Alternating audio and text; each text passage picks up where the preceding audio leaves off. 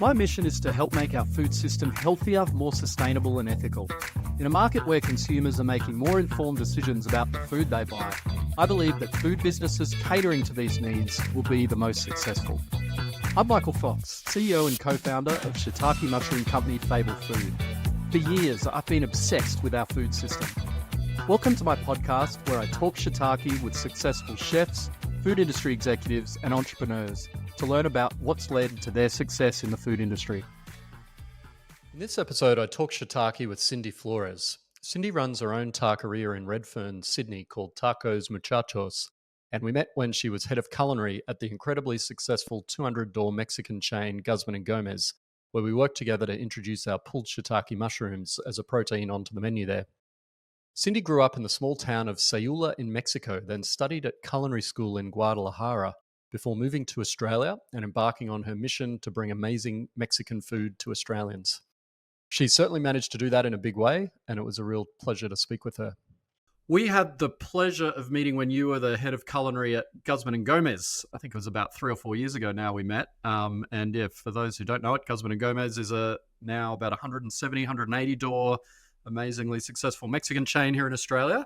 You've also done work for Mad Mex in Australia, and you're now running your own taqueria, Tacos Muchachos, in Redfern, Sydney.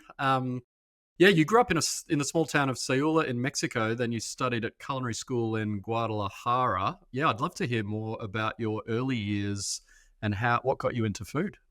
Thank you very much, Michael, for having me. A little bit more about myself. What got me into food, as a good Mexican, I would say what got me into food is the good food that I grew up with around me and family always. It's something that is so centric around our culture. It's the way we show love, is the way we share with people, is the way you get people together, is the way you comfort others.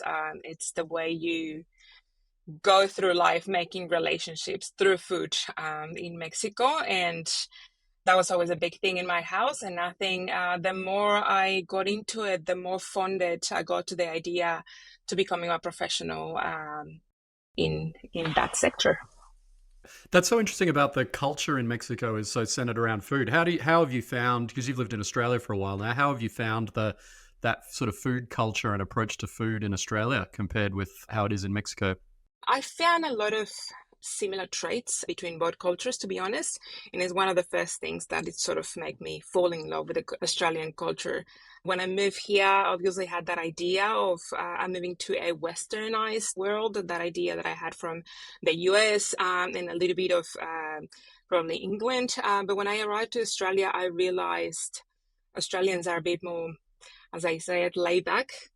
Also, as I would see it about 12, 13 years ago, for me, it was like, these guys are Latinos, but they just like speak English and wet tongues, It's very, very similar the way people relate to food, to party, to friends, to family, to getting together.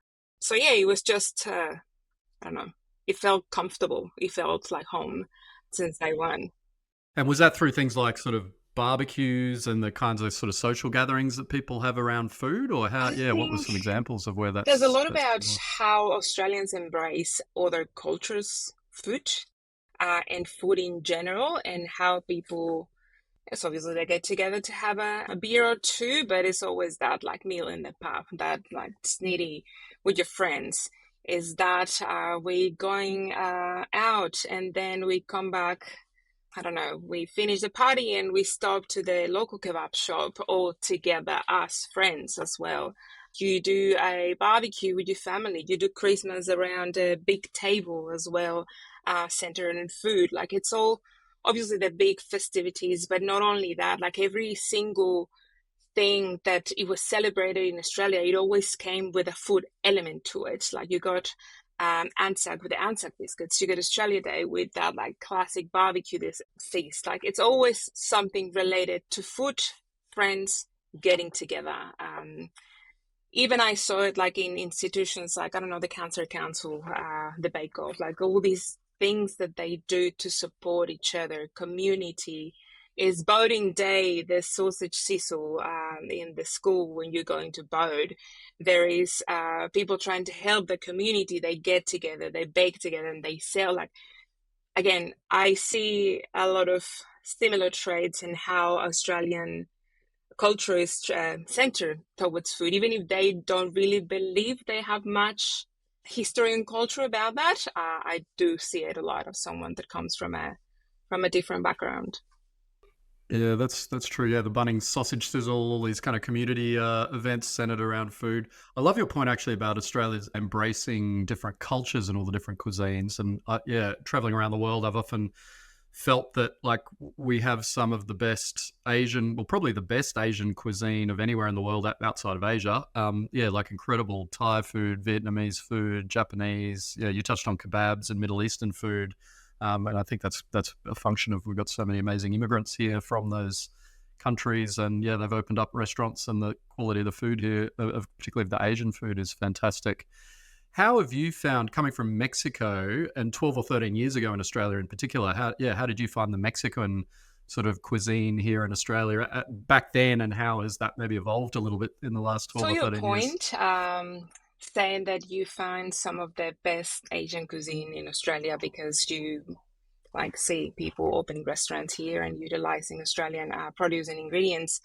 I found some of the best food, I dare say, in the world. You can find it in Australia for two big reasons.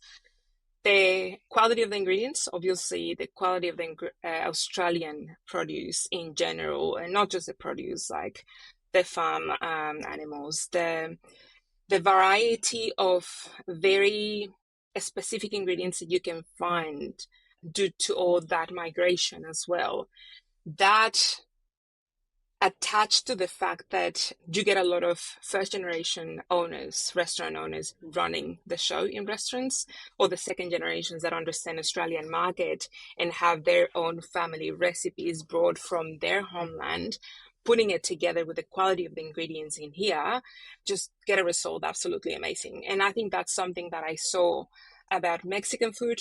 Yes, it has been an absolute journey, I'm not gonna lie, because it's not just what the idea of Mexican food was 12 years ago, 10 years ago, still to this day, but to what it has evolved to now. I've seen along my time in here, so many people putting Mexican food together using now traditional ingredients, traditional recipes, I would say, in the last couple of years, with the beautiful result because of that reason. But at the same time, I've seen the evolution of other business in retail, don't say any brands, although Mexican, being the leading idea of what Mexican food is about, to even Mexican brands like showing up now in retail, or local brands created by Mexicans who migrated a few years back, trying to do the real deal, doing it now.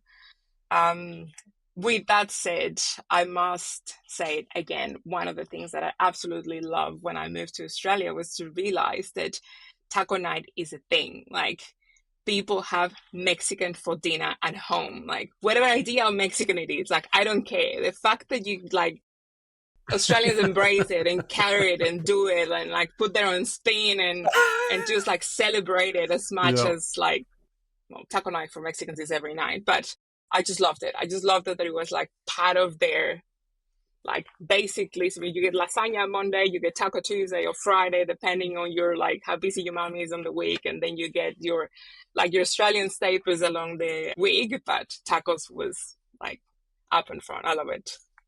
I think probably every Australian is laughing along with you. I'm just thinking back to when I was a kid, mum making tacos with the very Australianized, westernized retail brands, and exactly putting carrots in a taco and all sorts of things that I clearly know now are very not what you would traditionally put in a Mexican taco, but yeah, just like an Australian version of it. Yeah, we love taking something crispy and stuffing things into it. So yeah, why not a taco? Perfect. But yeah, I've certainly seen, and I remember actually eating out like when I was at university. Like there weren't that many Mexican options in Brisbane. There was Montezuma's. Was I don't know if you've I ever eaten love at a like the Montezuma's. misspelling of the names, like for so many brands and Yeah. so many restaurants from back in the day. It's like Montezuma's and like all these like this is how I hear it. This is how my restaurant is going to be named. So yeah, I've heard about Montezuma's. And looking back at the cuisine, like it was very reliant on melted cheese, and yeah, there's all sorts of things that maybe not so. And the flavor profiles very different to what you've got in Tacos Muchachos these days, and yeah, that's sort of much more authentic Mexican. But I mean, there were restaurants like that did really well back then. Like I think there was a desire from Australians for Mexican food, but there just weren't that many great options around. But I've really seen that evolve in the last, I think particularly in the last 12 or 13 years. Yeah, I think it started with lots of little independent Mexican restaurants, and then yeah, Guzman and Gomez and Mad Mex starting at sort of similar times, maybe 15 or so years ago, and now particularly Guzman and Gomez having expanded out into a hugely successful chain. Yeah, is that you've seen a similar journey in your 12 or 13 years here, how that's shifted? I tell you, like I've actually feel like a part of. I read a book about Australian food history that I absolutely loved it. Like the whole journey of how everything has been introduced to Australians along the years in the last like the certain timeline that it marks in there. When I arrived 12 years ago, 12, 13 years ago, I arrived to the actual the oldest survival Mexican restaurant opened. So they've been open in Wollongong for about 60 to 65 years now. It must be because I think when I moved, it was like 50 years open. It has been like passed and bought by other people, but they kept some of the recipes like to the core, to what they interpretation of Mexican was, and they still offer some of the items that they used to be base 10 years ago and 50 years ago, apparently. Like there was this recipe, and I okay, bit of Cindy's history. When I moved here, so part of the idea was to make this restaurant more Mexican. So it was that Mexican idea of Mexican, Australian Mexican or Osmex. And the concept was for me to come and put that Mexicanity into it. So I got in it, I'd start painting walls, teaching people about how to do Mexican servers and how to make tortillas from scratch. I have all these like blondies with a super strong accent in my kitchen, like teaching them how you have to shake your apron to remove all the bad vibes and bad energies before you start making your tamales. And like if your tortillas have like getting fluffy, it means that you're going to marry it in some point in your life. And like just bringing all that cultural piece as well as the food. And we used to have two separate menus. So it was that old amigos menu and the new Mexican menu. And it was a great experience because it taught me a lot of what Australians wanted from Mexicans and from Mexican food. But at the same time, it allowed me to push boundaries, either from process, giving me time to understand, again, the Australian produce and the accessibility to many ingredients and many things. But they had this dish called Fiesta Chicken. Let me tell you, there was nothing festive about it. Like it was a party in your mouth, but not one of those parties that you go and like have a blast and celebrate and like you come back to it or you are hoping there's another of those parties soon.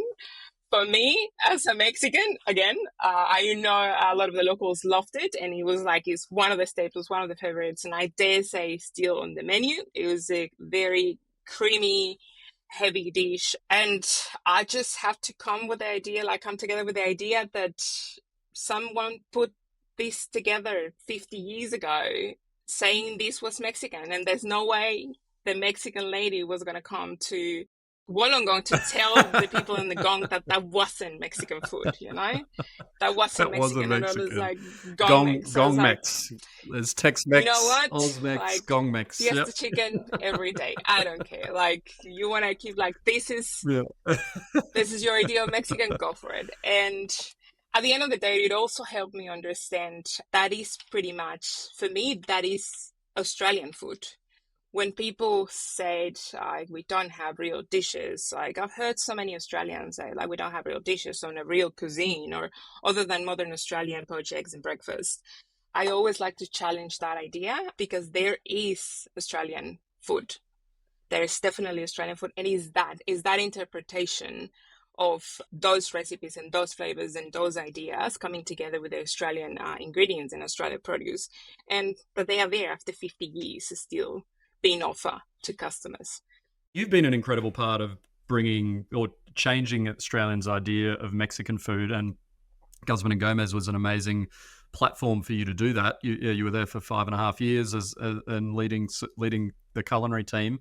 Can you walk us through maybe maybe something like I think I was reading about the minced beef that you launched or that you helped adapt to the Guzman and Gomez menu. And I think I saw somewhere that it referred to as the Mama Flores style ground beef. And obviously your surname is Flores, and I've heard snippets of an amazing story here. Can you talk us through this? Like how did that So come about being on the menu? I would start saying that when I joined Guzman y Gomez, I think when I start understanding what the whole fast food concept, or not understanding, more like appreciating, respecting, and loving as a chef what the QSR model has to offer.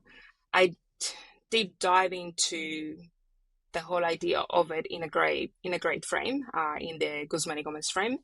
And I say in a great frame because it was not just about like process and consistency. There is a lot of pride about product and provenance and offering actual food. And as someone that respects as a chef a lot that part, it was a great place to start diving into. And the whole Mama Flores thing came out like as one of my ethos when I joined fast food was I want to bring Mexico to Australians. And I think that was also my goal when I left home. Like I want to go out there and share what is great about my country. You know, there's just so much negativity, like you see it at the moment on the news with all the things that happen. Like I want to bring those great things about Mexico to Australia, far away, but share it with them. And on my 5.5 years in there, like I continue pursuing the idea of bringing actual flavors, actual like what I'm homesick every day for, what I miss when I want to go out eating. And Mama Flores was one of those things. When I got the brief about we want to introduce ground beef into the brand, what can we do? I was like, I absolutely and completely refuse to do that all del Mexico sort of flavor profile and like idea of Mexican. Like we need to make it more hearty. We need to make it more, I don't know, like delivering a flavor profile that yes, is going to remind you to something that you are used to it and it's comfort for you, but at the same time, I just want to bring it home. So I say to Steven, why don't we, like, I'm just going to put together like my mom's Mexican picadillo recipe. Like that's, if you ask me what's the best ground beef that you ever had, I would say my mom's picadillo ground beef. So put the recipe together, we adapted, we flew my mom in so she could actually approve or not approve if it was close enough, close enough to what she That's would. amazing. So flew her out from Yep.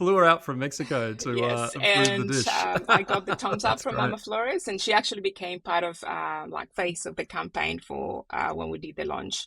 It's a funny story, even she tells it over there, like it's because we saw the ads and things coming up in social media and like friends and family in Mexico. So your mom is famous in Australia? I was like, in GYG Australia, like she's a celebrity, but How was that experience for her? Like all of the, yeah, bringing you up with amazing food and then actually getting flown out to Australia by the company that you work for to be the face of a recipe. That's incredible. The first thing that she said to me when I tried to start explaining what was going to happen, she was like, "So what did I do?" And it's like, "Well, you raised me with amazing food my whole life. Like you and my dad and my aunties and everyone around me always like fed me well. So that's going to pay it off at this point, and you are coming to Australia to prove my point." And she was like, "You know what? To support you, your career, your dreams, whatever you're doing, like I'll go wherever I need to go." And yeah, she jumped on the plane and she joined the whole thing, and it was funny like doing the whole like shooting the video and doing the campaign. It was for her. She's not a very, let's say, comfortable person in front of cameras. She used to always be the mom with the camera, like behind the camera and things like Yeah. that. Yeah, and Behind so the it was camera. like the whole direction of the video. It was like, "Mom, you gotta smile, like mom." So I was just like telling her jokes and saying things of what they were taping stuff. So it was like just trying to translate the emotion that I Yeah. knew she would have while she was cooking and things like that. And it was like, how can I do that? I'm just gonna, yeah. It was a lot of fun to do that, and again to bring it together and being able to offer that to the market as well. Like it was close. It was not. It is close to my heart because I know it's still one of the biggest seller, the ground beef in GYG. Going back to your points about the the different spices and the, yeah, sort of sourcing products in Australia, how have you found that for Mexican food? Because I know there's like so many different chilies and different spices and flavor profiles across different parts of Mexico. How have you found, particularly at the scale of a GYG, like sourcing the right spices and chilies and ingredients? Is that been difficult, easy? What's that been like? It's again, I think it's been part of that 10-year, 12-year journey.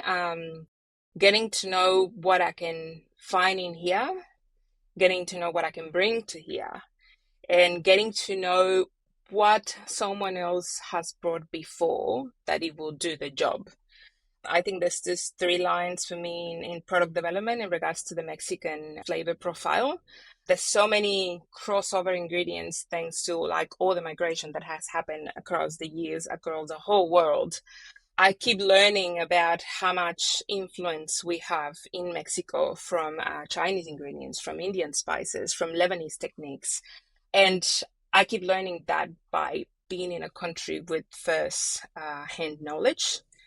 With GYG, for example, we one of the first tasks I had it was to try to find local suppliers to try to make the sauces and the marinades in Australia. So I went. We had conversations with many people. We tried to bring frozen products, IQF product. We tried to even grow. There was someone growing some of the fresh produce in far north Queensland to try to put together those flavors. But after a couple of years of just like trying and like it was a whole like teaching phase and how to use the ingredient, how to treat the ingredient, how to put the flavors together. It ended up in a point for me like, why do I not go straight to the source? I mean, if I want to bring Mexico to Australians, why do I not literally bring Mexico to Australians? So, met with one of the big companies in Mexico that they do like sauces and marinades, and they do not do that for many people. And I was just like dead set in the idea that like someone else, like someone in Mexico with enough controls and with enough knowledge about the whole thing we'll be able to help. Like we'll be able to believe in this brand. We're growing. We're doing amazing things, and they bought it. They bought it. They met Steven as well, and he saw like he just talked about like the whole thing, where you was heading, and we ended up developing all the sauces and all the marinades back in Mexico.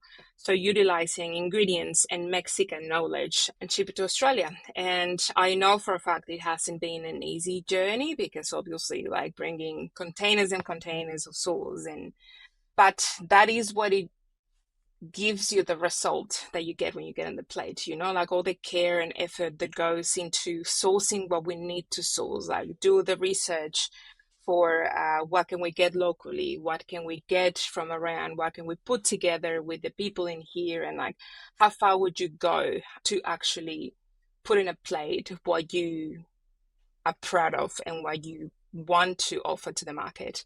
And I think that's a lot of what we did in our time, like in GYG, like how far would you go? Like there's no limits with how far you can go. Like we used to say it even as a joke all the time, like it's ready when it's ready. Like the product is ready when it's ready. So yeah, I think it's something I liked doing as a chef, and even like in Tacos Muchachos, we do it now. I have a kitchen full of Mexicans and service full of Mexicans, and that's how we go. Like, what are we gonna do today? What are we gonna put together for a special, or what are we gonna do for next week? And it's always, what do they crave, and how can we make it happen? Even if it's a much more smaller business, we still try to keep the same mentality and the same ethos. Yeah, that's great. Well, you did a great job in GYG because the sauces are delicious. I eat there. My kids crave it all the time. And I do too. We eat there at least once a week. So yeah, well done on creating all of those amazing flavors.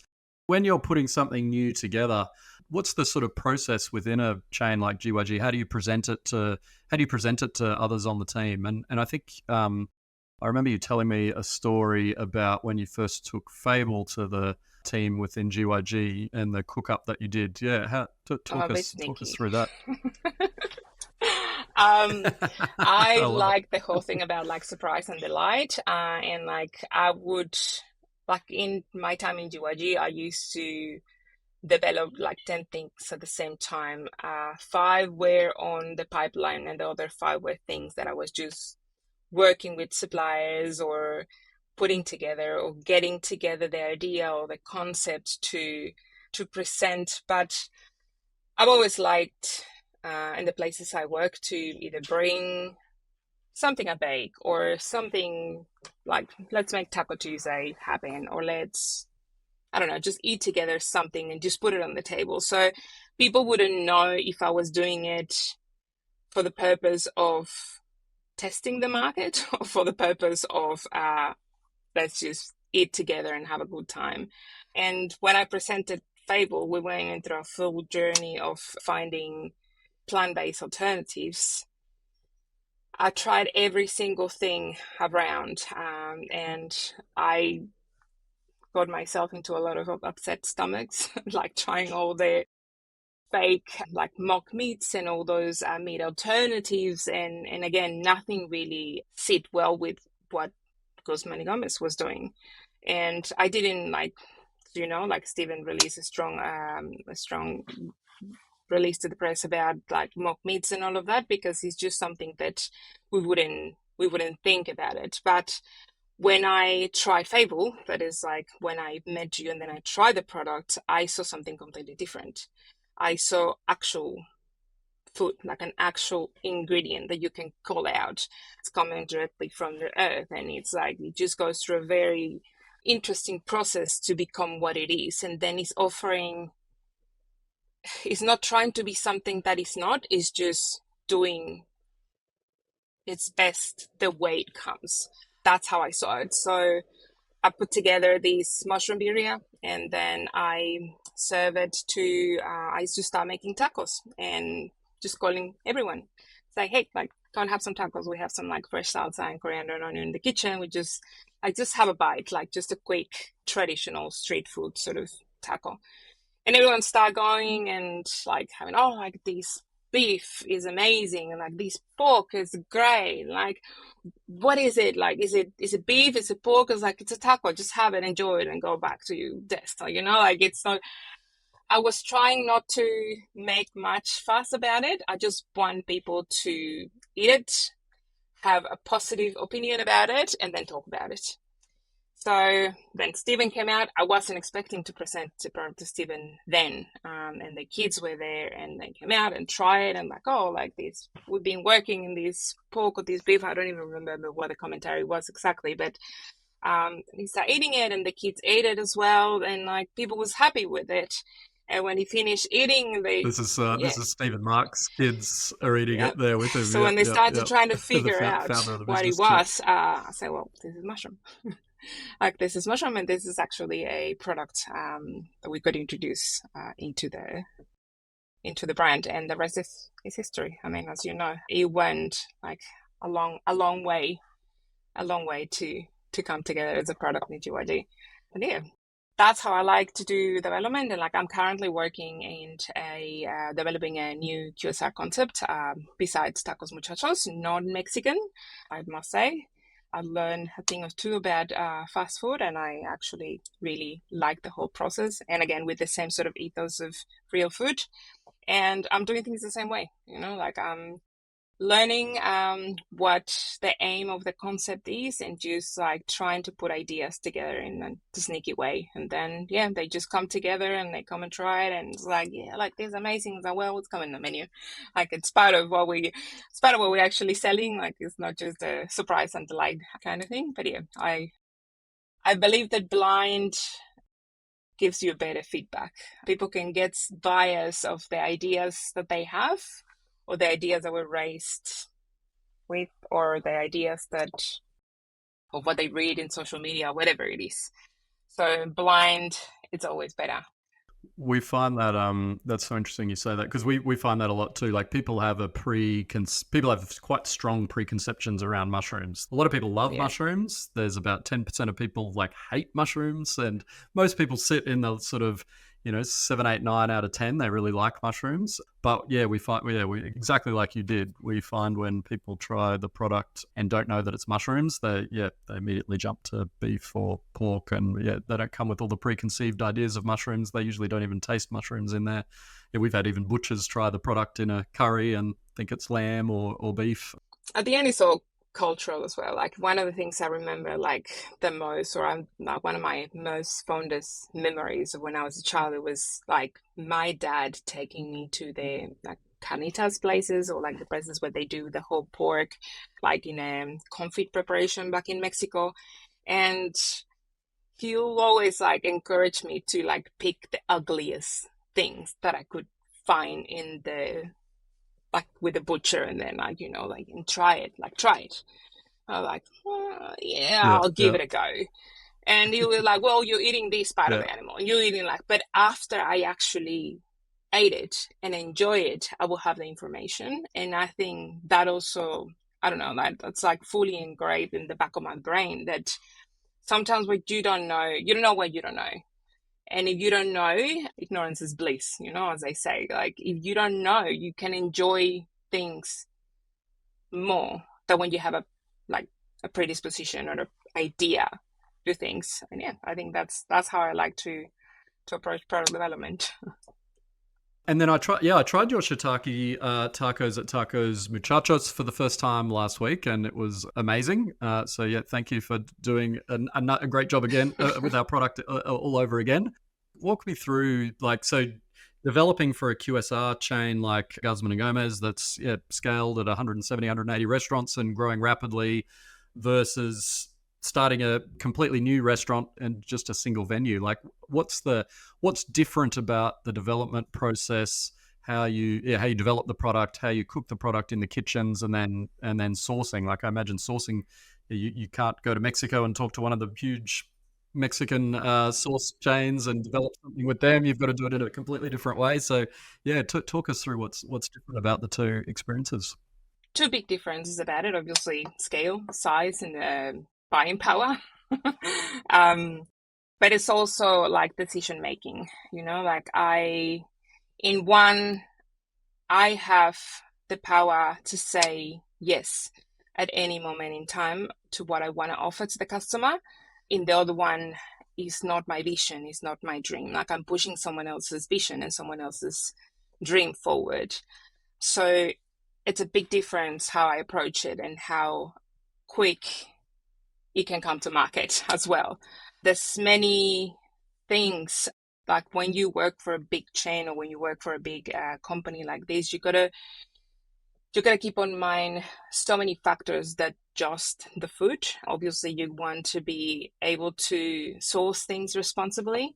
You want to be able to, for things to make sense costly as well. Like I'm not going to go to Mexico for every single thing because I know it's expensive to bring things on a boat.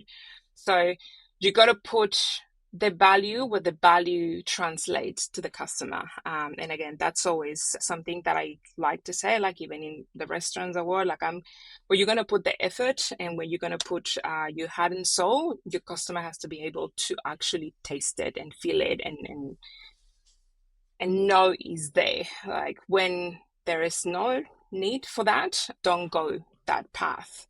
Because again, there's you got to be able to make sure there's enough supply of the product. You're not affecting the environment when you do it. You are actually putting something together that is going to be doable or replicate, like they're going to be able to replicate it in many kitchens around Australia or around the world. I used to say this all the time to Stephen, like, let me work, let me do the hard yards with the supplier. Like, let me be the chef that does the, like, goes with them and works with them. And we are like, until we are happy with a product for the people in the stores just to receive like real good food. And then with a couple of steps, 1, 2, 3, 4, 5, whatever it is, put it together the best way possible for our customers. When you are working in a small environment, like a kitchen, like in Tacos Muchachos, I don't take 100% ownership of the menu. And that's also how I like working with my teams in restaurants, like I say, in general. And I think that's also something that I learned about working big corporations is like, I like my people to have input because my opinion and my palate is as important as theirs. And at the end of the day, I have this theory that we like you can be eating that mushroom taco, that mushroom birria taco that we have in Tacos Muchachos, and it's going to taste completely different for you that it's going to taste for me because we both have been brought up in a very different environment with very different food. And to you is going to give you some feelings and sensations, but for me it's going to be a very different experience. So I think when you put that together in a kitchen as well, like letting other people have input into their menu, into the food, you can have a wider reach of positive experiences, as is if it's only one chef calling the shots or one single opinion calling the shots. So again, some days I put together the product and we put it on the menu. Sometimes I just drop the seed and let it grow. And sometimes I literally just like let them like come to me with something like, and I love it because sometimes they don't even let me know. They just like, we just need pricing for these, and the deal is like, great.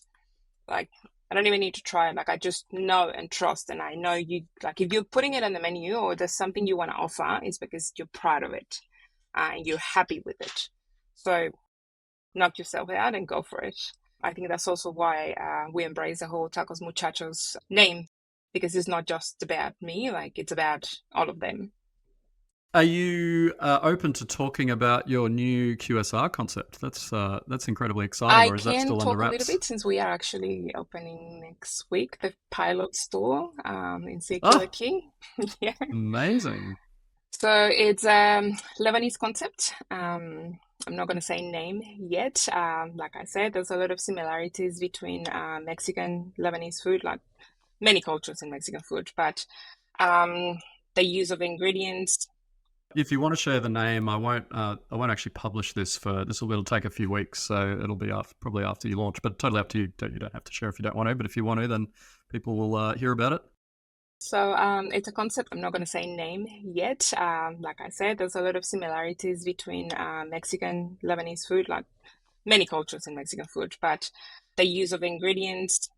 If you want to share the name, I won't. I won't actually publish this for this. It'll take a few weeks, so it'll be probably after you launch. But totally up to you. You don't have to share if you don't want to. But if you want to, then people will hear about it. So it's a concept called Sammy's Queen of Lebanese. I'll come back to you if we can share or not. um, it's a concept. It's an amazing concept. Like I've met with the owner, director, founder, and I just fall in love with the energy and again the humanity, the human being behind the team. Not just him, but all the team that is involved in the company. The name of the place is Sammy's because that's his mom's name. He's been involved in other hospitality businesses before and even in politics and other things. But he always wanted to do something that would relate to him as a Lebanese, to his own life experience, to his parents migrating to Australia in the 60s or 70s. So we put a concept, like fast food concept, same sort of idea of what you get. It's the bowls, it's the salads, it's the wraps, like the staplers for Lebanese cuisine. But everything is based on the flavors that Sammy's kitchen used to give to the kids in the 90s that would come to her house. For what I heard, like they were quite mischievous, her own kids, and all the friends will like, I don't know, just like drop the bikes in the front line and then come and she will feed them, and then they go with their full belly to continue going around the neighborhood and like playing and doing all sorts of things. So it's all played around 90s hip hop, their childhood, the mom recipes and love and care, and all in a QSR brand or in a QSR fun environment, products, etc., etc. So I come as a translator of those flavors to a bigger model, obviously to that fast-paced environment. But yeah, staying true to those flavors that she would use to feed their kids too. So that sounds like a fantastic concept, and kind of comes full circle to what we talked about at the very start, at the very beginning, where like kind of Australian attitude to food, very multicultural attitude to food. Yeah, Mama's kitchen being the sort of center of the community, all the kids coming around. Oh, this sounds amazing. Yeah, and 90s hip hop music, tying all that in together. I can't wait to try it. Yeah.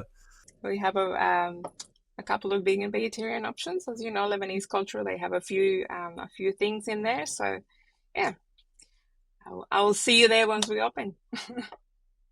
Yeah, I can't wait. Cool. Well, thanks so much, Cindy. I think when the next person writes a book about the history of cuisine in Australia, you have been a big part of it, bringing amazing Mexican food to Australia, and now doing the same with Lebanese cuisine. So yeah, it's been wonderful speaking with you. I've always been in the background of Mexican food, but like I said, it was my dream and my mission when I left. I just want to share that. And when I arrived here and saw how happy were Australians eating Mexican food, I was like, this is the place to do it.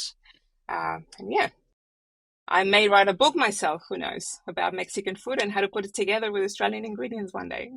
Well, amazing. Thank you so much for bringing us such delicious Mexican food. I, as one consumer out of the 26 million people in Australia, am very grateful. So thank you.